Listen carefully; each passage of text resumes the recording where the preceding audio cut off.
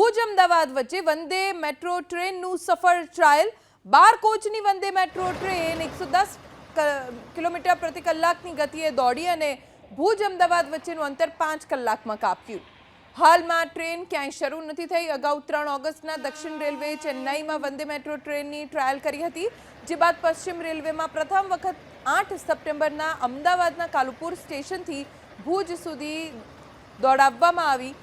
કાલુપુરથી આ વંદે metro train સવારે 8 કલાકે ઉપડી અને દરેક સ્ટેશનસે 2 મિનિટ, જ્યારે ગાંધીધામ 12 કલાકે પહોંચી 12 મિનિટ રોકાણ કર્યા બાદ 1 કલાકે ભુજ પહોંચી, જેથી ભુજ અમદાવાદ વચ્ચેનું અંતર 5 કલાકમાં કપાયું।